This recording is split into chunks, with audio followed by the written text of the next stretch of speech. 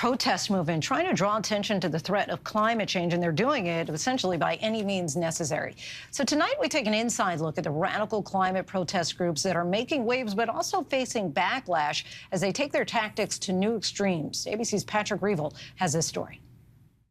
This is the face of radical climate protest. Two young activists throwing soup onto one of the world's most famous paintings, Van Gogh's Sunflowers. Are you more concerned about the protection of a painting or the protection of our planet and people?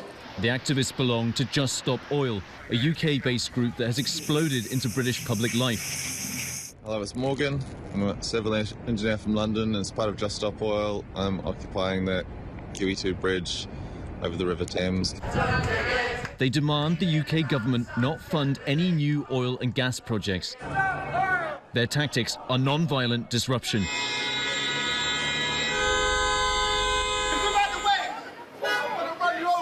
In Britain, they block roads. Our government gives me no choice. And stop freeways. We seem to be hurtling off a cliff edge of climate devastation. I'm here because I don't have a future. Our demand is simple. They've sprayed paint onto government buildings and luxury car dealerships. And their tactics are spreading, part of growing disruptive climate protests around the world by people who say they're alarmed action to combat climate change isn't happening fast enough. They care nothing for you. In London, the protests are happening almost daily. We're here outside Downing Street, the home of the British Prime Minister. You can see that the activists from Just Stop Oil have just been dragged away by police very quickly, bundled into the van. One of the activists' key tactics is to glue themselves to the ground. You've just glued yourself to the road. I have. I can ask why you've done that. So I'm with Just Stop Oil, and this is the only chance we have to save our planet and what's left of the time we have remaining. Disruptive protest is all we have left. I don't know what else to do.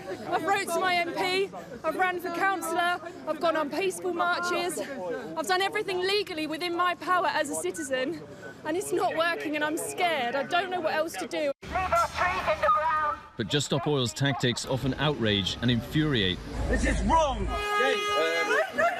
They have a point, but this is not the way to do it. They're not going to achieve anything because they're just getting hate from the public. Do your protest there, which is not the convenience anyone.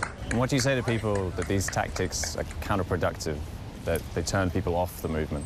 These acts aren't something that we take lightly. We don't enjoy blocking roads. We don't enjoy being arrested.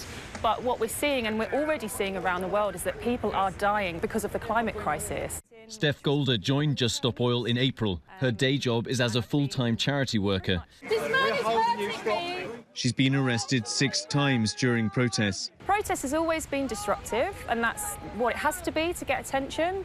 And we're all ordinary people that work. You know, I work for a charity. I take time off work to take part in the roadblocks. Do you care if you're popular or not? No, not at all.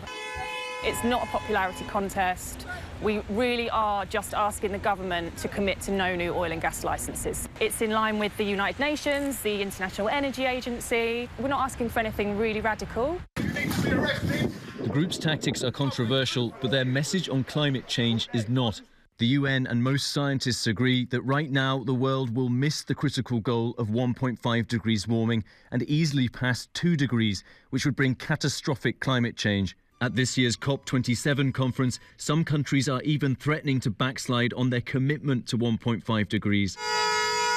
But the British government's response to the protests has been to introduce harsh new laws targeting them. Please do not destroy my generation and condemn everyone I love to hell. Several protesters face potential prison sentences.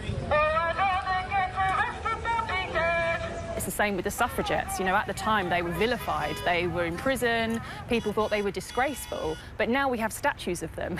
So I think in years to come, we will look back on what we were doing and realise that we were right and that more people should have joined us at the time. Some serious dedication there. Our thanks to Patrick for bringing us that.